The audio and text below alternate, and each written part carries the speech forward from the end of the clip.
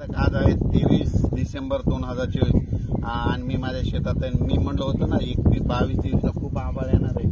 तर आता बऱ्याच ठिकाणी पुरुषोत्तमपुरीमध्ये माझ्या गाव तालुक्यात बऱ्याच ठिकाणी थेंब चालू होते आणि हे बघा आभाळ खूप आलेलं पाहू शकता. आणि पुन्हा आज अंदाज येणार आहे.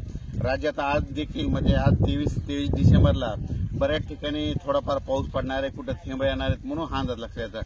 पण राज्यातल्या सर्व शेतकऱ्याला सांगितलं होतं की 23, 24, 25 पर्यंत असंच वातावरण राहणार आहे, ढगाळ वातावरण राहणार आहे.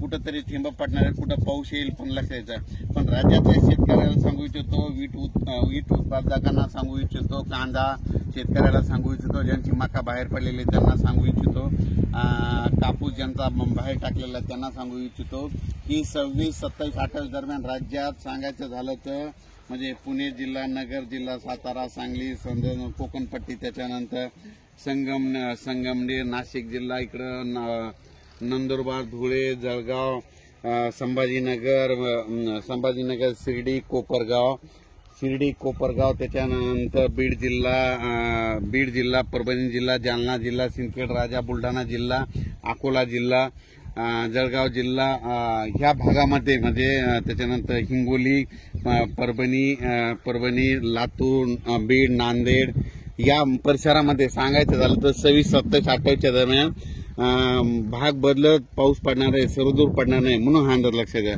खास करून परत एक मेसेज दिलेला आहे कशामुळे की राज्यामध्ये सांगायचं झालं तर की हा पाऊस म्हणजे या भागामध्ये पडणार आहे. म्हणजे 26, 27, 28, 29 पर्यंत वातावरण राहणार आहे. 30 तारखेपासून राज्यात परत थंडीला सुरुवात होणार आहे म्हणून हा अंदाज लक्षात घ्या.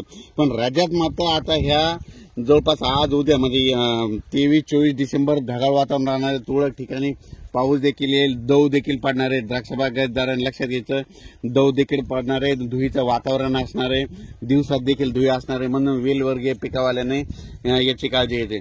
पण राज्यातल्या शेतकऱ्याला सांगू इच्छितो की राज्यामध्ये 26, 27, 28 डिसेंबर दरम्यान भाग बदलत या मधल्या पट्ट्यामध्ये मराठवाडा, पश्चिम महाराष्ट्र आणि उत्तर महाराष्ट्रात या पट्ट्यामध्ये पाऊस आहे. सर्वदूर नाही पण पाऊस येणार आहे निश्चित, हे अंदाज लक्षात येतं. आणि राज्यातल्या शेतकऱ्याला सांगितलं होतं की तुम्ही तुमची काळजी घ्या.